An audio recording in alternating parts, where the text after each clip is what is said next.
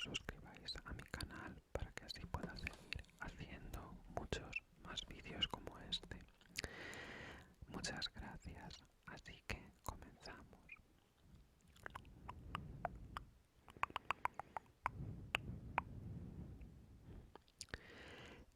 En alta mar el agua es azul como los pétalos de la más hermosa centaura y clara como el cristal más puro, pero es tan profunda que sería inútil echar el ancla, pues jamás podría ésta alcanzar el fondo.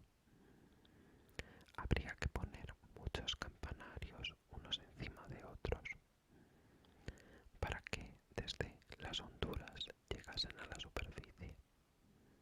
Pero no creáis que el fondo sea todo de arena blanca y helada. En él crecen también árboles y plantas maravillosas de tallo y hojas tan flexibles que al menor movimiento del agua se mueven y agitan como dotadas de vida. Toda clase de peces grandes y chicos se deslizan por entre las ramas exactamente como hacen las aves en el aire.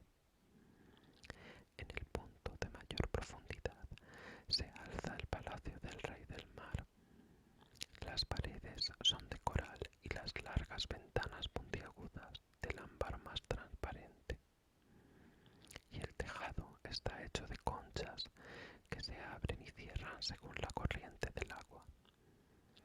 Cada una de estas conchas encierran perlas brillantísimas, la menor de las cuales honraría la corona de una reina. Hacía muchos años que el rey del mar era viudo. Su anciana madre cuidaba del gobierno de la casa. Era una mujer muy inteligente, pero muy pagada de su nobleza. Por eso llevaba 12 ostras en la cola, mientras que los demás nobles solo estaban autorizados a llevar 6. Por lo demás, era digna de todos los elogios, principalmente por lo bien que cuidaba de sus nietecitas, las princesas del mar. Estas eran 6 y todas bellísimas, aunque la más bella era la menor. Tenía la piel clara y delicada como un pétalo de rosa y los ojos azules como el lago más profundo. Como todas sus hermanas, no tenía pies, su cuerpo terminaba en cola de pez. Las princesas se pasaban el día jugando en las inmensas salas del palacio, en cuyas paredes crecían flores. Cuando se abrían los grandes ventanales de ámbar, los peces entraban nadando, como hacen en nuestras tierras las golondrinas cuando les abrimos las ventanas. Y los peces se acercaban a las princesas, comiendo de sus manos y dejándose acariciar. Frente al palacio había un jardín con árboles de color rojo de fuego y azul oscuro. Sus frutos brillaban como oro y las flores parecían llamas por el constante movimiento de los peciolos y las hojas. El suelo lo formaba arena finísima, azul como la llama del azufre. De arriba descendía un maravilloso resplandor azul. Más que estar en el fondo del mar, se tenía la impresión de estar en las capas altas de la atmósfera, con el cielo por encima y por debajo. Cuando no soplaba el viento, se veía el sol, parecía una flor purpúrea, cuyo cáliz irradiaba luz. Cada princesita tenía su propio trocito en el jardín, donde cavaba y plantaba lo que le venía en gana. Una había dado a su porción forma de ballena, otra había preferido que tuviese la de una sirenita. En cambio, la menor hizo la suya circular como el sol, y todas sus flores eran rojas como él. Era una chiquilla muy especial, callada y cavilosa, y mientras sus hermanas hacían gran fiesta con los objetos más raros procedentes de los barcos naufragados, ella solo jugaba con una estatua de mármol, además de las rojas flores semejantes al sol. La estatua representaba un niño hermosísimo, esculpido las olas la habían arrojado al fondo del océano. La princesa plantó junto a la estatua un sauce llorón color rosa. El árbol creció espléndidamente y sus ramas colgaban sobre el niño de mármol, proyectando en el arenoso fondo azul su sombra violeta, que se movía a compás de aquellas. Parecía como si las ramas y las raíces jugasen unas con otras y se besasen. Lo que más encantaba a la princesa era oír hablar del mundo de los hombres de allá arriba. La abuela tenía que contarle todo cuanto sabía de barcos y ciudades, de hombres y animales. Se admiraba, sobre todo, de que en la tierra las flores tuvieran olor, pues las del fondo del mar no olían a nada. Y la sorprendía también que los bosques fuesen verdes y que los peces que se movían entre los árboles cantasen tan melodiosamente. Se refería a los pajarillos que la abuela llamaba peces para que las niñas pudieran entenderla, pero no habían visto nunca aves. Cuando cumplías 15 años, dijo la abuela, se os dará permiso para salir de las aguas, sentaros a la luz de la luna en los arrecifes y ver los barcos que pasan. Entonces veréis también bosques y ciudades. Al año siguiente, la mayor de las hermanas cumplió los 15 años. Todas se llevaban un año de diferencia, por lo que la menor debía guardar todavía 5, hasta poder salir del fondo del mar y ver cómo son las cosas en nuestro mundo.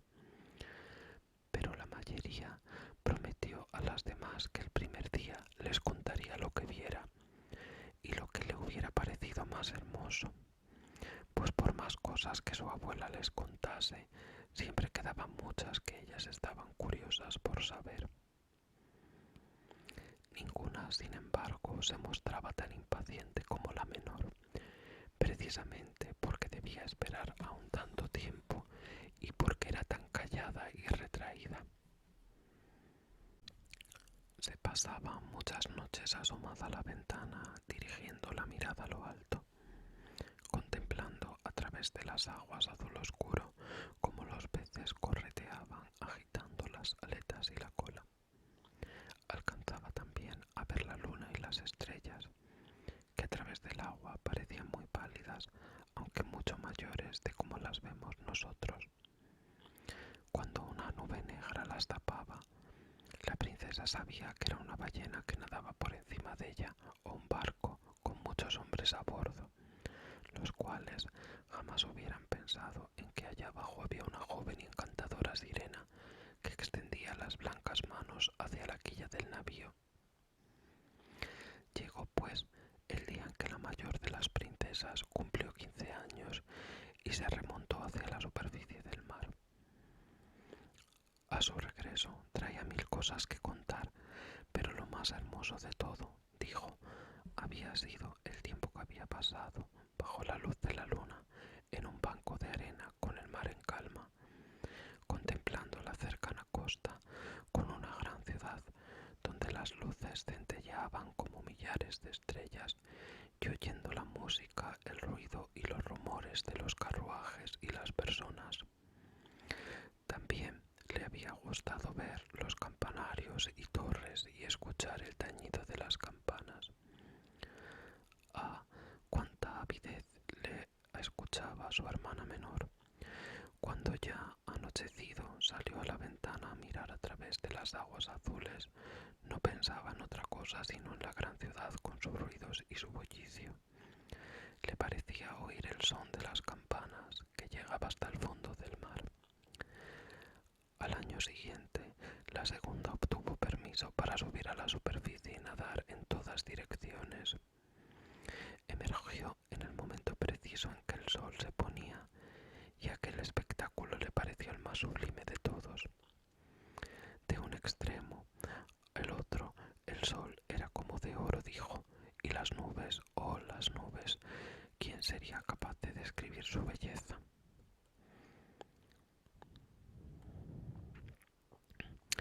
habían pasado encima de ella, rojas y moradas, pero con mayor rapidez volaban aún, semejante a un largo velo blanco. Una bandada de cisnes salvajes volaban en dirección al sol, pero el astro se ocultó y en un momento desapareció el tinte rosado del mar y de las nubes. Al cabo de otro año le tocó el turno a la hermana tercera, la más audaz de todas. Por eso remontó a un río que desembocaba en el mar. Vio deliciosas colinas verdes cubiertas de pámpanos y palacios y cortijos que destacaban entre magníficos bosques. Oyó el canto de los pájaros y el calor del sol era tan intenso que la sirena tuvo que sumergirse varias veces para refrescarse el rostro ardiente.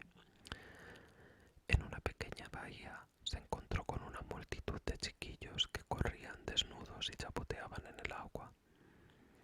Quiso jugar con ellos, pero los pequeños huyeron asustados y entonces se le acercó un animalito negro, un perro.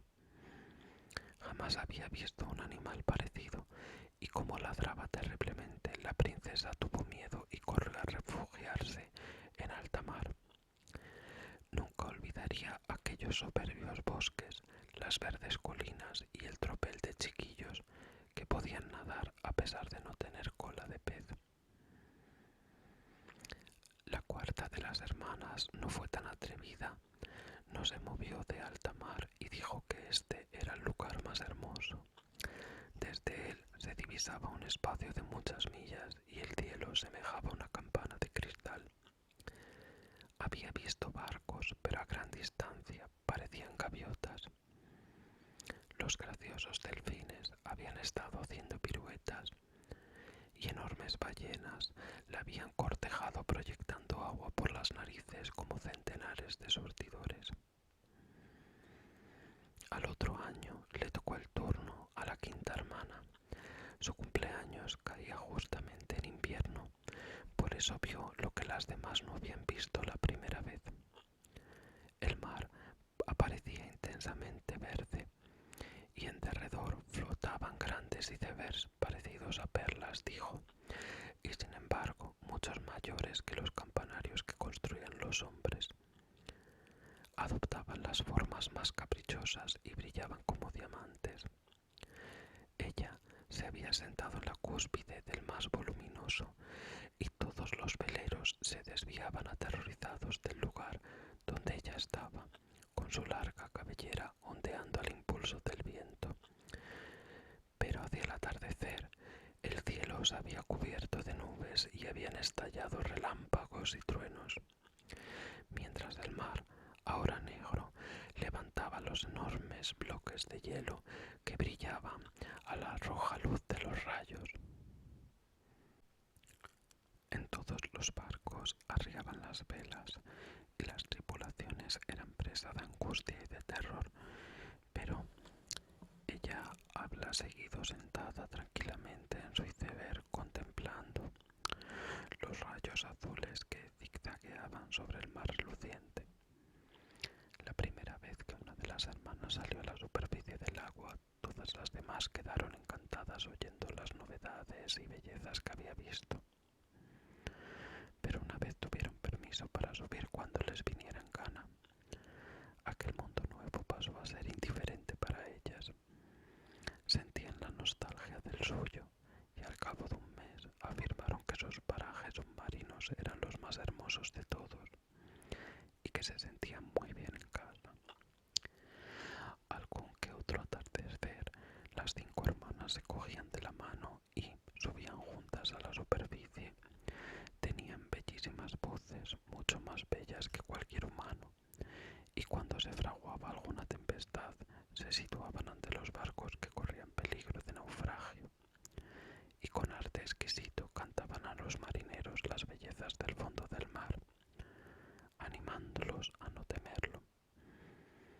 Pero los hombres no comprendían sus palabras y creían que eran los ruidos de la tormenta, y nunca les era dado contemplar las magnificencias del fondo, pues si el barco se iba a pique, los tripulantes se ahogaban y al palacio del rey del mar solo llegaban cadáveres. Cuando al anochecer las hermanas se quedaba abajo sola, mirándolas con ganas de llorar. Pero una sirena no tiene lágrimas y por eso es mayor su sufrimiento. Ay, si tuviera 15 años, decía, sé que me gustará el mundo de allá arriba y amaré a los hombres que lo habitan. Y como todo llega en este mundo, al fin cumplió los 15 años. Bien, ya eres mayor, le dijo la abuela, la anciana reina viuda. Ven, que te ataviaré como a tus hermanas, y le puso en el cabello una corona de lirios blancos. Pero cada pétalo era la mitad de una perla, y la anciana mandó adherir 8 grandes ostras a la cola de la princesa como distintivo de su alto rango. Duele, exclamaba la doncella. Hay que sufrir para ser hermosa, contestó la anciana. La doncella, de muy buena gana, habría sacudido todos aquellos adornos, así como la pesada diadema, para quedarse vestida con las rojas flores de su jardín, pero no se atrevió a introducir novedades. Adiós, dijo, elevándose ligera y diáfana a través del agua como una burbuja.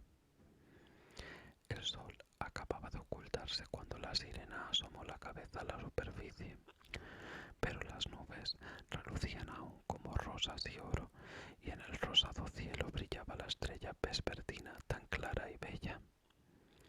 El aire era suave y fresco, y en el mar reinaba absoluta calma. Había a poca distancia un gran barco de 3 palos. Una sola vela estaba izada, pues no se movía ni la más leve brisa, y en cubierta se veían los marineros por entre las jarcias y sobre las pértigas. Había música y canto, y al oscurecer encendieron centenares de farolillos de colores. Parecía como si ondeasen al aire las banderas de todos los países. La joven sirena se acercó nadando a las ventanas de los camarotes, y cada vez que una ola la levantaba podía echar una mirada a través de los cristales, límpidos como espejos, y veía muchos hombres magníficamente ataviados. El más hermoso, empero, era el joven príncipe, de grandes ojos negros. Seguramente no tendría más allá de 16 años. Aquel día era su cumpleaños y por eso se celebraba la fiesta. Los marineros bailaban en cubierta y cuando salió el príncipe se dispararon más de 100 cohetes que brillaron en el aire, iluminándolo como la luz de día, por lo cual la sirena, asustada, se apresuró a sumergirse unos momentos. Cuando volvió a asomar a flor de agua, le pareció como si todas las estrellas del cielo cayesen sobre ella. Nunca había visto fuegos artificiales. Grandes soles zumbaban en derredor. Magníficos peces de fuego surcaban el aire azul, reflejándose todo sobre el mar en calma. En el barco era tal la claridad que podía distinguirse cada cuerda, y no digamos los hombres. ¡Ay, qué guapo era el joven príncipe! Estrechaba las manos a los marinos, sonriente, mientras la música sonaba en la noche. Pasaba el tiempo y la pequeña sirena no podía apartar los ojos del navío ni del apuesto príncipe. Apagaron los faroles de colores, los cohetes dejaron de elevarse y cesaron también los cañonazos, pero en las profundidades del mar aumentaban los ruidos. Ella seguía meciéndose en la superficie para echar una mirada en el interior de los camarotes a cada vaivén de las olas. Luego el barco aceleró su marcha.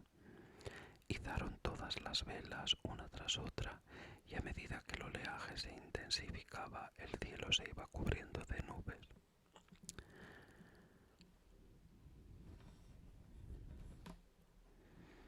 En la lejanía zigzagueaban ya los rayos.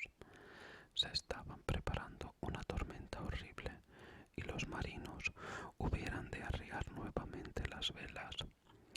El buque se balanceaba en el mar enfurecido, las olas se alzaban como enormes montañas negras que amenazaban estrellarse contra los mástiles.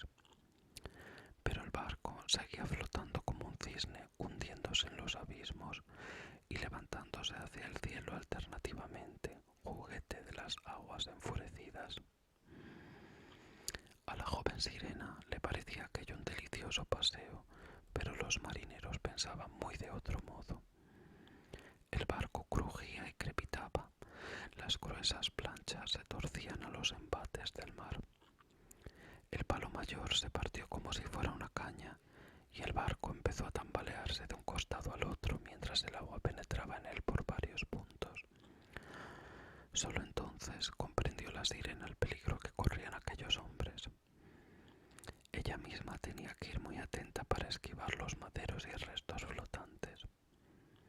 Unas veces la oscuridad era tan completa que la sirena no podía distinguir nada en absoluto. Otras veces los relámpagos daban una luz vivísima, permitiéndole reconocer a los hombres del barco. Buscaba especialmente al príncipe y al partirse del navío lo vio hundirse en las profundidades del mar. Su primer sentimiento fue de alegría, pues ahora iba a tenerlo en sus dominios. Pero luego recordó que los humanos no pueden vivir en el agua y que el hermoso joven llegaría muerto al palacio de su padre. No, no era posible que muriese. Por eso echó a nadar por entre los maderos y las planchas que flotaban esparcidas por la superficie, sin parar, mientras que podían aplastarla. Hundiéndose en el agua y elevándose nuevamente, llegó al final del lugar donde se encontraba el príncipe, el cual se hallaba casi al cabo de sus fuerzas.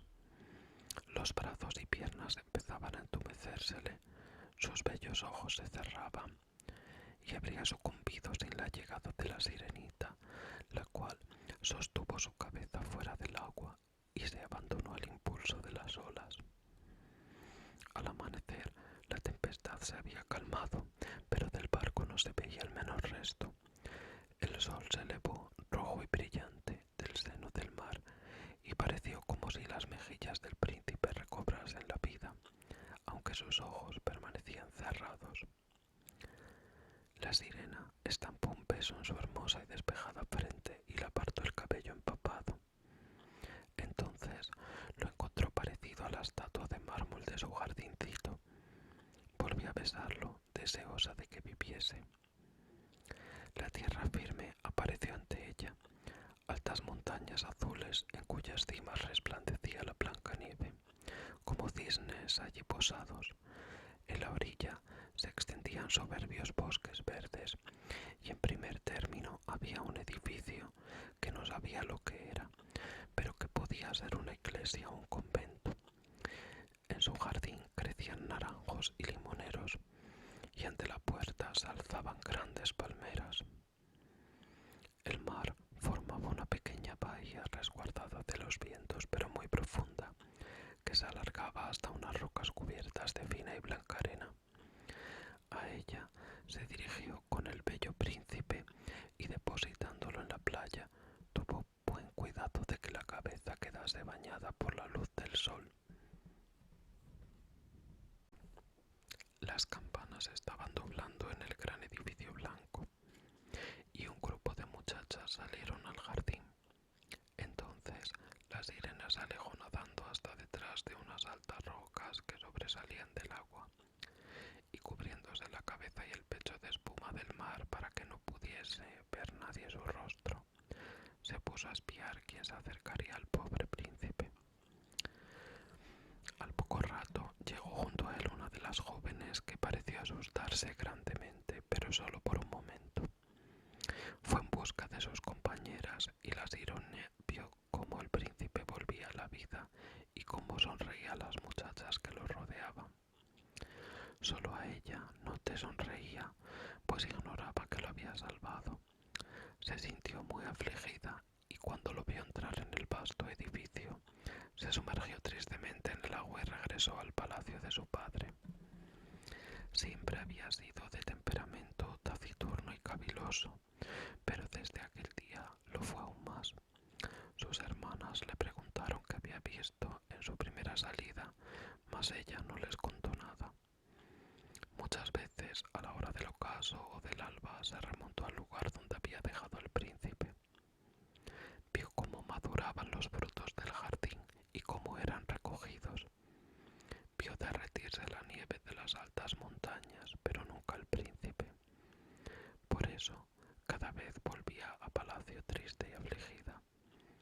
Su único consuelo era sentarse en el jardín, enlazando con sus brazos la hermosa estatua de mármol, aquella estatua que se parecía al guapo doncel, pero dejó de cuidar sus flores, que empezaron a crecer salvajes, invadiendo los senderos y entrelazando sus largos tallos y hojas en las ramas de los árboles hasta tapar la luz por completo. Por fin, incapaz de seguir guardando el secreto, lo comunicó a una de sus hermanas y muy pronto lo supieron las demás. Pero, aparte ellas y unas pocas sirenas de su intimidad, nadie más se enteró de lo ocurrido. Una de las amigas pudo decirle quién era el príncipe, pues había presenciado también la fiesta del barco y sabía cuál era su patria y dónde se hallaba su palacio. «Ven, hermanita», dijeron las demás princesas, y pasando cada una el brazo en torno a los hombros de la otra, subieron en larga hilera a la superficie del mar, en el punto donde sabían que se levantaba el palacio del príncipe. Estaba construido de una piedra brillante de color amarillo claro con grandes escaleras de mármol, una de las cuales bajaba hasta el mismo mar. Magníficas cúpulas doradas se elevaban por encima del tejado, y entre columnas que rodeaban el edificio había estatuas de mármol que parecían tener vida.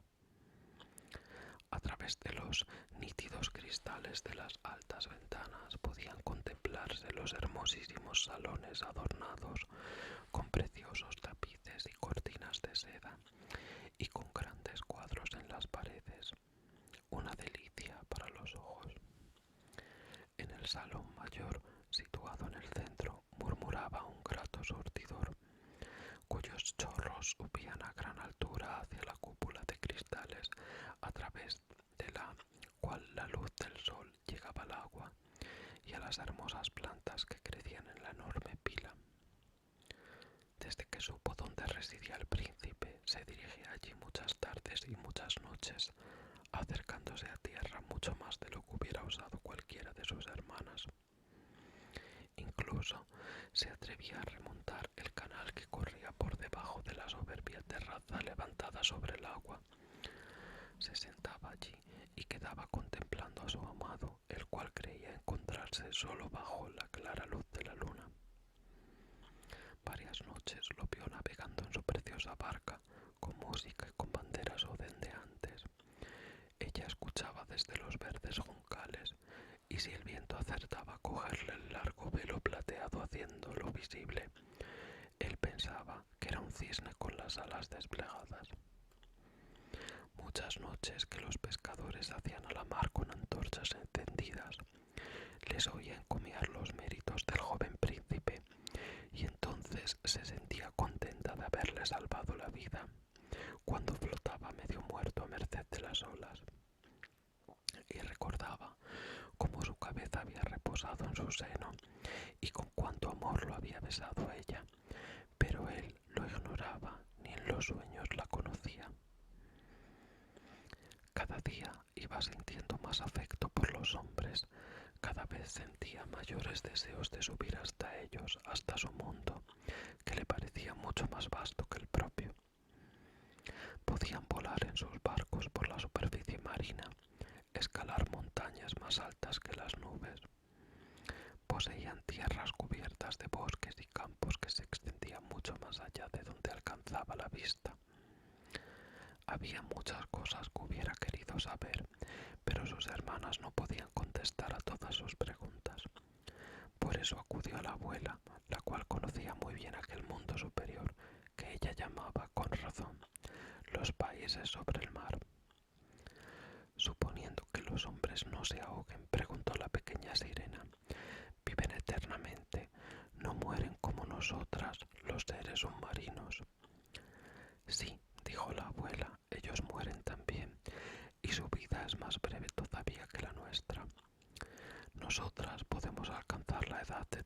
300 años, pero cuando dejamos de existir nos convertimos en simple espuma que flota sobre el agua y ni siquiera nos queda una tumba entre nuestros seres queridos.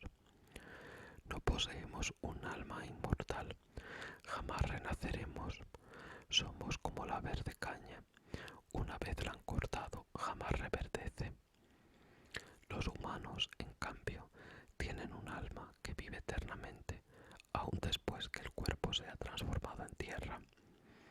Un alma que se eleva a través del aire diáfano hasta las rutilantes estrellas. Del mismo modo que nosotros emergemos del agua y vemos las tierras de los hombres, así también ascienden ellos a sublimes lugares desconocidos que nosotros no veremos nunca. ¿Por qué no tenemos nosotras un alma inmortal?, preguntó, afligida, la pequeña sirena. Gustosa cambiaría yo mis centenares de años de vida por ser solo un día una persona humana y poder participar luego del mundo celestial. No pienses en eso, dijo la vieja. Nosotros somos mucho más que dichosas y mejores que los humanos de allá arriba. Así pues, moriré y vagaré por el mar convertida en espuma, sin oír la música de las olas ni ver las hermosas flores y el rojo globo del sol. No podría hacer nada para adquirir un alma inmortal. No, dijo la abuela. Hay un medio, sí, pero es casi imposible. Sería necesario que un hombre te quisiera con un amor más intenso del que tiene a su padre y a su madre, que se aferrase a ti con todas sus potencias y todo su amor, e hiciese que un sacerdote enlazase vuestras manos prometiéndote fidelidad aquí y para toda la eternidad. Entonces su alma entraría en tu cuerpo y tú también tendrías parte en la bienaventuranza reservada a los humanos. Te daría alma sin perder por ello la suya, pero esto jamás podría suceder. Lo que aquí en el mar es hermoso, me refiero a tu cola de pez, en la tierra lo encuentran feo. No sabrían comprenderlo. Para ser hermosos, ellos necesitan dos apoyos macizos que se llaman piernas. La pequeña sirena consideró como un suspiro su cola de pez. No nos pongamos tristes, la animó la vieja. Saltemos y brinquemos durante los 300 años que tenemos de vida. Es un tiempo muy largo, tanto mejor se descansa luego. Esta noche celebraremos un baile de gala. La fiesta fue una magnificencia como nunca se ve en la tierra. Las paredes y el techo del gran salón eran de grueso cristal, pero transparente. Centenares de enormes conchas color rosa y verde se alineaban a uno y otro lado con un fuego de llama azul que iluminaba toda la sala y proyectaba su luz al exterior, a través de las paredes, y alumbraba el mar, permitiendo ver los innúmeros peces grandes y chicos que nadaban junto a los muros de cristal, unos con brillantes escamas purpúreas, otros con reflejos dorados y plateados. Por el centro de la sala fluía una ancha corriente y en ella bailaban los moradores submarinos al son de su propio y delicioso canto. Los humanos de nuestra tierra no tienen tan bellas voces. La joven sirena era la que cantaba mejor. Los asistentes aplaudían y por un momento sintió un gozo auténtico en su corazón, al percatarse de que poseía la voz más hermosa de cuantas existen en la tierra y en el mar. Pero muy pronto volvió a acordarse del mundo de lo alto. No podía olvidar al apuesto príncipe ni su pena por no tener como él un alma inmortal. Por eso salió disimuladamente del palacio paterno, y mientras en él todo eran cantos y regocijo, se estuvo sentada en su jardincito, presa de la melancolía. En estas oyó los sones de un cuerno que llegaba a través del agua y pensó: de seguro que en estos momentos está surcando las olas aquel ser a quien quiero más que a mi padre y a mi madre, aquel que es dueño de todos mis pensamientos y en cuya mano quisiera yo depositar la dicha de toda mi vida. Lo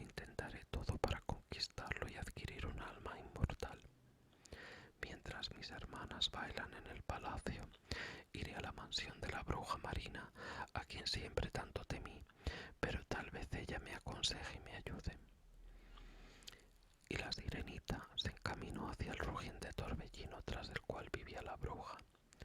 Nunca había sentido aquel camino en el que no crecían flores ni algas.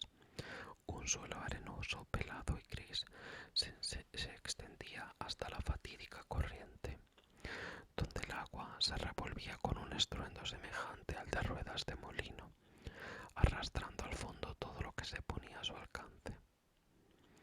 Para llegar a la mansión de la hechicera, nuestra sirena debía atravesar aquellos siniestros remolinos, y en un largo trecho no había más camino que un cenagal caliente y burbujeante que la bruja llamaba su turbera. Detrás estaba su casa, en medio de un extraño bosque. Todos los árboles y arbustos eran pólipos, mitad animales, mitad plantas. Parecían serpientes de 100 cabezas salidas de la tierra. Las ramas eran largos brazos viscosos, con dedos parecidos a flexibles gusanos, y todos se movían, desde la raíz hasta la punta, rodeaban y aprisionaban todo lo que se ponía a su alcance sin volver ya a soltarlo. La sirenita se detuvo aterrorizada. Su corazón latía de miedo y estuvo a punto de volverse, pero el pensar en el príncipe y en el alma humana le infundió nuevo valor. Se ató firmemente alrededor de la cabeza el largo cabello flotante para que los pólipos no pudiesen agarrarlo. Dobló las manos sobre el pecho y se lanzó hacia adelante, como solo saben hacerlo los peces. Deslizándose por entre los horribles pólipos que extendían hacia ella sus flexibles brazos y manos, vio cómo cada uno mantenía aferrado con 100 diminutos apéndices, semejantes a fuertes aros de hierro, lo que había logrado sujetar. Cadáveres humanos, muertos en el mar, hundidos en su fondo, salían a modo de blancos esqueletos de aquellos demoníacos brazos. Apresaban también remos, cajas y huesos de animales terrestres, pero lo más horrible era el cadáver de una sirena que habían capturado y estrangulado. Llegó luego a un vasto pantano, donde se revolcaban enormes serpientes acuáticas que exhibían sus repugnantes vientres de color blanco amarillento. En el centro del lugar se alzaba una casa construida con huesos blanqueados de náufragos humanos. En ella moraba la bruja del mar, que a la sazón se entretenía dejando que un sapo comiese de su boca, de igual manera que los hombres dan azúcar a un lindo canario. A las gordas y horribles serpientes acuáticas las llamaba sus polluelos y las dejaba revolcarse sobre su pecho enorme y cenagoso. Ya sé qué quieres, dijo la bruja. Cometes una estupidez, pero estoy dispuesta a satisfacer tus deseos, pues te harás desgraciada, mi bella princesa. Quieres librarte de la cola de pez y en lugar de ella tener 2 piernas para andar como los humanos, pero que el príncipe se enamore de ti y con su amor puedas obtener un alma inmortal. Y la bruja soltó una carcajada tan ruidosa y repelente que los sapos y las culebras cayeron al suelo, en el que se pusieron a revolcarse. Llegas justo a tiempo, prosiguió la bruja, pues de haberlo hecho mañana a la hora de la salida del sol, deberías haber aguardado 1 año antes de que yo pudiera ayudarte. Te prepararé un brebaje con el cual te dirigirás a tierra antes de que amanezca. Una vez allí, te sentarás en la orilla y lo tomarás, y enseguida te desaparecerá la cola, encogiéndose y transformándose en lo que los humanos llaman piernas. Pero te va a doler, como si te rajasen con una cortante espada. Cuantos te vean dirán que eres la criatura humana más hermosa que han contemplado. Conservarás tu modo de andar oscilante. Ninguna bailarina será capaz de balancearse como tú, pero a cada paso que des te parecerá que pisas un afilado cuchillo y que te estás desangrando. Si estás dispuesta a pasar por todo esto, te ayudaré. Sí, exclamó la joven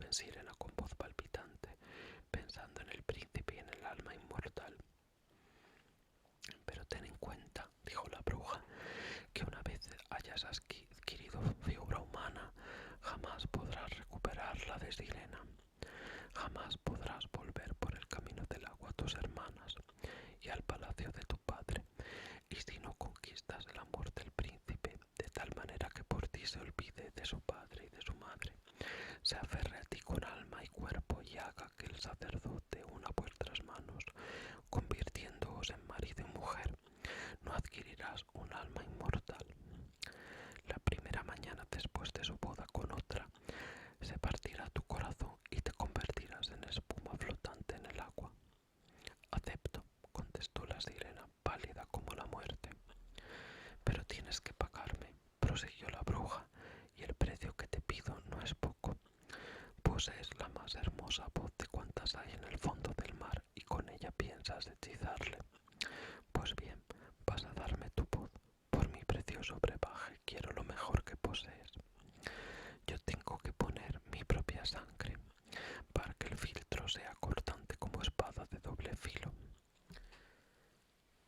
Pero si me quitas la voz, ¿qué me queda?, preguntó la sirena. Tu bella figura, respondió la bruja, tu paso cimbreante y tus expresivos ojos. Con todo esto puedes turbar el corazón de un hombre. Bien, has perdido ya el valor. Saca la lengua y te la cortaré en pago del milagroso brebaje. Sea pues, dijo la sirena, y la bruja dispuso su caldero para preparar el filtro. La limpieza es buena cosa, dijo, fregando el caldero con las serpientes, después de hacer un nudo con ellas. Luego, arañándose el pelo hasta que asomó su negra sangre, echó unas gotas de ella en el recipiente. El vapor dibujaba las figuras más extraordinarias, capaces de infundir miedo al corazón más audaz. La bruja no cesaba de echar nuevos ingredientes al caldero, y cuando ya la mezcla estuvo en su punto de cocción, produjo un sonido semejante al de un cocodrilo que llora. Quedó al fin justo listo el brebaje, el cual tenía el aspecto de agua clarísima. Ahí lo tienes, dijo la bruja, y entregándoselo a la sirena le cortó la lengua, con lo que ésta quedó muda, incapaz de hablar y de cantar. Si los pólipos te apresan cuando atravieses de nuevo mi bosque, dijo la hechicera, arrójales unas gotas de este elixir y verás cómo sus brazos y dedos caen, deshechos en 1000 pedazos. Pero no fue necesario acudir a aquel recurso, pues los pólipos se apartaron aterrorizados al ver el brillante brebaje que la sirena llevaba en la mano y que relucía como si fuera una estrella. Así cruzó rápidamente el bosque, el pantano y el reluciente torbellino. Veía el palacio de su padre en la gran sala de baile. Habían apagado las antorchas. Seguramente todo el mundo estaría durmiendo. Sin embargo, no se atrevió a llegar hasta él, pues era murda y quería marcharse de allí para siempre. Le pareció que el corazón le iba a reventar de pena. Entró quedamente en el jardín, cortó una flor de cada uno de los arriates de sus hermanas, y enviando al palacio 1000 besos con la punta de los dedos, se remontó a través de las aguas azules. El sol no había salido aún cuando llegó al palacio del príncipe y se aventuró por la magnífica escalera de mármol. La luna brillaba con una claridad maravillosa. La sirena ingirió el ardiente y acre filtro y sintió como si una espada de doble filo la atravesase todo el cuerpo. Cayó desmayada y quedó tendida en el suelo como muerta. Al salir el sol, volvió en sí. El dolor era intensísimo, pero ante sí tenía al hermoso y joven príncipe con los negros ojos clavados en ella. La sirena bajó los suyos y vio que su cola de pez había desaparecido, sustituida por dos preciosas y blanquísimas piernas, las más lindas que pudiera tener una muchacha, pero estaba completamente desnuda, por lo que se envolvió en su larga y abundante cabellera. Le preguntó el príncipe quién era y cómo había llegado hasta allí, y ella le miró dulcemente y tristemente con sus ojos azules, pues no podía hablar. Entonces la tomó él de la mano y condujo al interior del palacio. Como ya le había advertido la bruja, a cada paso que daba era como si anduviera sobre agudos punzones y afilados cuchillos, pero lo soportó sin una queja. De la mano del príncipe subía ligera los presentes se maravillaban de su andar gracioso y cimbreante. Le dieron vestidos preciosos de seda y muselina. Era la más hermosa de palacio, pero era muda, no podía hablar ni cantar. Bellas esclavas vestidas de seda y oro se adelantaron a cantar ante el hijo del rey y sus augustos padres. Una de ellas cantó mejor que todas las demás y fue recompensada con un aplauso y una sonrisa del príncipe. Se estremeció entonces la sirena, pues sabía que ella habría cantado más melodiosamente aún. Oh, pensó, si él supiera que por estar a su lado sacrifiqué mi voz para toda la eternidad. A continuación, las esclavas bailaron primorosas danzas al son de una música incomparable, y entonces la sirena, alzando los hermosos y blanquísimos brazos e incorporando sobre las puntas de los pies, se puso a bailar con un arte y una belleza jamás vistos. Cada movimiento destacaba más su hermosura y sus ojos hablaban al corazón más elocuentemente que el canto de las esclavas.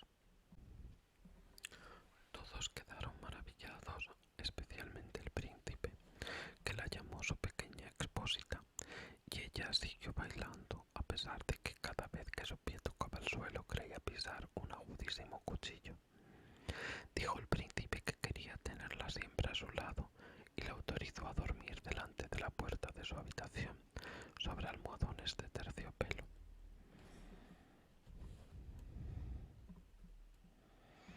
Mandó que le hicieran un traje de amazona para que pudiese acompañarlo a caballo, y así cabalgaron por los fragantes bosques cuyas verdes ramas acariciaban sus hombros, mientras los pajarillos cantaban entre las tiernas hojas. Subió con el príncipe a las montañas más altas, y aunque sus delicados pies sangraban y los demás lo veían, ella seguía a su señor sonriendo, hasta que pudieron contemplar las nubes a sus pies, semejantes a una bandada de aves camino de tierras extrañas. En palacio, cuando por la noche todo el mundo dormía, ella salía a la escalera de mármol a bañarse los pies en el agua de mar, para aliviar su dolor. Entonces pensaba en los suyos, a los que había dejado en las profundidades del océano. Una noche se presentaron sus hermanas cogidas del brazo, cantando tristemente, mecidas por las olas. Ella les hizo señas y, reconociéndola, las sirenas se le acercaron y le contaron la pena que les había causado su desaparición. Desde entonces la visitaron todas las noches, y una vez vio a lo lejos incluso a una anciana abuela que llevaba muchos años sin subir a la superficie, y al rey del mar con la corona en la cabeza. Ambos le tendieron los brazos, pero sin atreverse a acercarse a tierra como las hermanas. Cada día aumentaba el afecto que por ella sentía el príncipe, quien la quería como se puede querer a una niña buena y cariñosa, pero nunca le había pasado por la mente la idea de hacerla reina, y sin embargo necesitaba llegar a ser su esposa, pues de otro modo no recibiría un alma inmortal, y la misma mañana de la boda del príncipe se convertiría en espuma de mar. «No me amas por encima de todos los demás», parecían decir los ojos de la pequeña sirena cuando él la cogía en sus brazos y le besaba la hermosa frente. «Sí, te quiero más que a todos», respondía él, «porque eres la que tiene mejor corazón, la más adicta a mí, y porque te pareces a una muchacha a quien vi una vez, pero que jamás volveré a ver». Navegaba yo en un barco que naufragó, y las olas me arrojaron a la orilla cerca de un santuario en el que varias doncellas cuidaban del culto. La más joven me encontró y me salvó la vida. Yo la vi solamente 2 veces. Era la única a quien yo podía amar en este mundo. Pero tú te le pareces. Tú casi destierras su imagen de mi alma. Ella está consagrada al templo, y por eso mi buena suerte te ha enviado a ti. Jamás nos separaremos. Ay, no sabe que le salvé la vida, pensó la sirena. Lo llevé sobre el mar hasta el bosque donde se levantaba el templo, y disimulada por la espuma estuve espiando si llegaban seres humanos. Vi a la linda muchacha a quien él quiere más que a mí, y exhaló un profundo suspiro, pues llorar no podía. La doncella pertenece al templo, ha dicho, y nunca saldrá al mundo. No volverán a encontrarse, pues, mientras yo estoy a su lado, lo veo todos los días. Lo cuidaré, lo querré, le sacrificaré mi vida. Sin embargo, el príncipe debía casarse, y según rumores, le estaba destinada por esposa la hija del rey del país vecino. A este fin, armaron un barco magnífico. Se decía que el príncipe iba a partir para visitar las tierras de aquel país, pero en realidad era para conocer a la princesa, su hija, y por eso debía acompañarlo un numeroso séquito. La sirenita meneaba sonriendo la cabeza. Conocía mejor que nadie los pensamientos de su señor. Debo partir, le había dicho él. Debo ver a la bella princesa. Mis padres lo exigen. Pero no me obligarán a tomarla por novia. No puedo amarla, pues no se parece a la hermosa doncella del templo que es como tú. Si un día debiera elegir yo novia, esta serías tú, mi muda expósita de elocuente mirada. La besó los rojos labios y jugando con su larga cabellera, apoyó la cabeza sobre su corazón, que soñaba en la felicidad humana y en el alma inmortal. ¿No te da miedo el mar, mi pequeña muda?, le dijo cuando ya se hallaban a bordo del navío que debía conducirlos al vecino reino, y le habló de la tempestad y de la calma, de los extraños peces que pueblan los fondos marinos y de lo que ven en ellos los buzos. Y ella sonriendo escuchándolo, pues estaba mucho mejor enterada que otro cualquiera de lo que hay en el fondo del mar. Una noche de clara luna, cuando todos dormían, excepto el timonel, que permanecía en su puesto, se sentó ella en la borda y clavó la mirada en el fondo de las aguas límpidas. Le pareció que distinguía el palacio de su padre. Arriba estaba su anciana abuela con la corona de plata en la cabeza, mirando a su vez la quilla del barco a través de la rápida corriente. Las hermanas subieron a la superficie y se quedaron también mirándola tristemente, agitando las blancas manos. Ella les hacía señas sonriente y quería explicarles que estaba bien, que era feliz, pero se acercó el grumete y las sirenas se sumergieron, por lo que él creyó que aquella cosa blanca que había visto no era sino espuma de mar. A la mañana siguiente el barco entró en el puerto de la capital del país vecino. Repicaban todas las campanas y desde las altas torres llegaban al son de las trompetas, mientras las tropas aparecían formadas con banderas ondeantes y refulgentes bayonetas. Los festejos se sucedían sin interrupción con bailes y reuniones. Mas la princesa no había llegado aún. Según se decía, la habían educado en un lejano templo donde había aprendido todas las virtudes propias de su condición. Al fin llegó a la ciudad. La sirenita estaba impaciente por ver su hermosura y hubo de confesarse que nunca había visto un ser tan perfecto. Tenía la piel tersa y purísima, y detrás de las largas y oscuras pestañas sonrían unos ojos azul oscuros de dulce expresión. «Eres tú», dijo el príncipe, «la que me salvó cuando yo yacía como un cadáver en la costa», y estrechó en sus brazos a su ruborosa prometida. «Ah, qué feliz soy», añadió dirigiéndose a la sirena. «Se ha cumplido el mayor de mis deseos. Tú te alegrarás de mi dicha, pues me quieres más que todos». La sirena le besó la mano y se sintió como si le estallara el corazón. El día de la boda significaría su muerte y su transformación en espuma.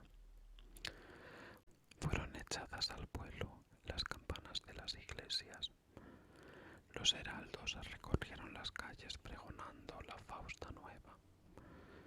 En todos los altares ardía aceite perfumado en lámparas de plata. Los Los sacerdotes agitaban los incensarios y los novios, dándose la mano, recibieron la bendición del obispo.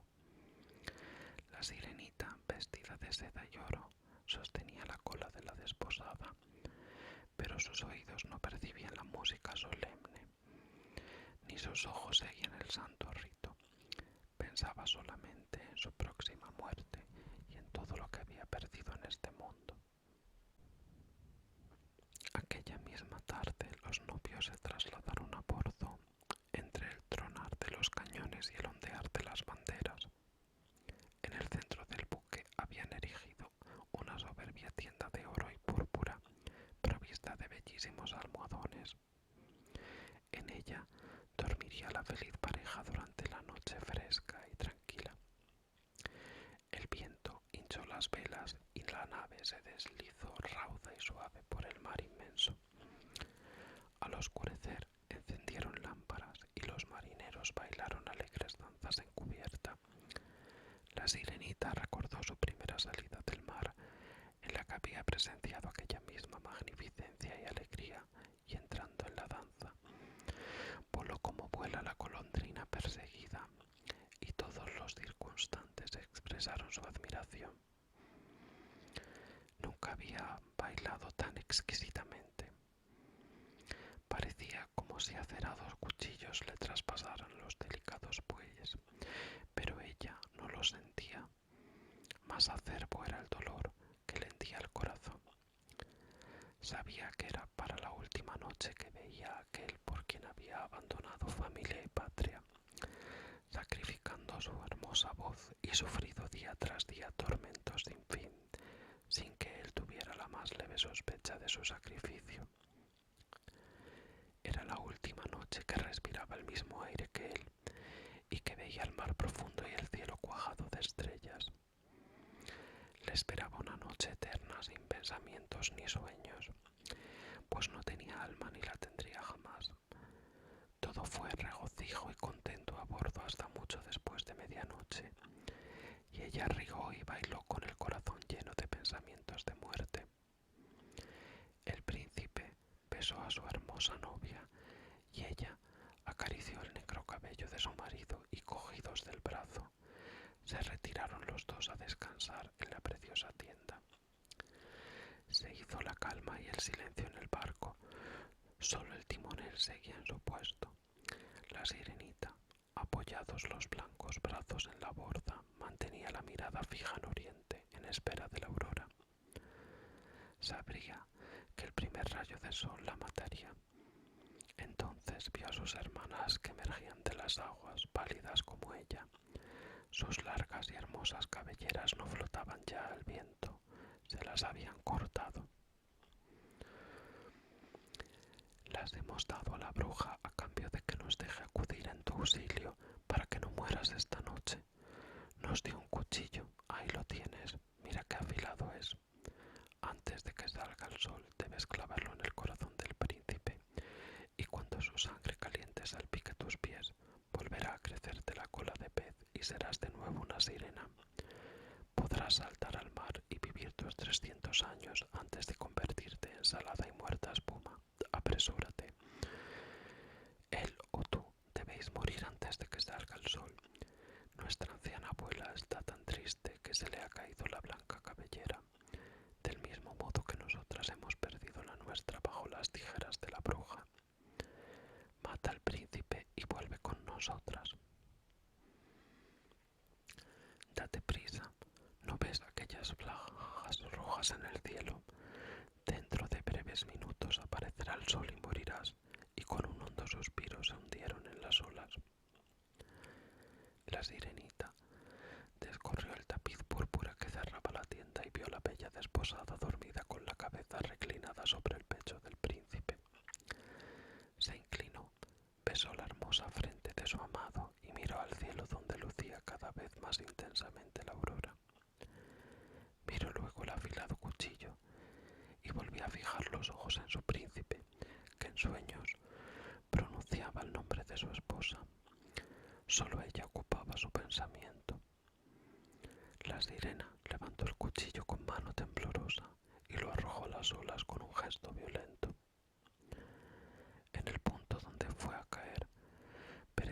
como si gotas de sangre brotaran del agua. Nuevamente miró a su amado con desmayados ojos y arrojándose al mar sintió como su cuerpo se disolvía en espuma. Asomó el sol en el horizonte. Sus rayos se proyectaron suaves y tibios sobre aquella espuma fría, y la sirenita se sintió libre de la muerte. Veía el sol reluciente y por encima de ella flotaban centenares de transparentes seres bellísimos. A su través podía divisar las blancas velas del barco y las rojas nubes que surjaban el firmamento. El lenguaje de aquellos seres era melodioso y tan espiritual que ningún oído humano podía oírlo, ni ningún ojo humano ver a quienes lo hablaban. Sin moverse se sostenían en el aire gracias a su ligereza. La pequeña sirena vio que, como ellos, tenía un cuerpo que se elevaba gradualmente del seno de la espuma.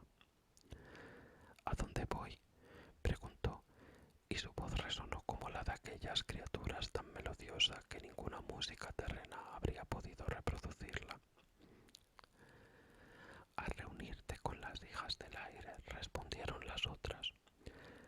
La sirena no tiene un alma inmortal, ni puede adquirirla si no es por mediación del amor de un hombre.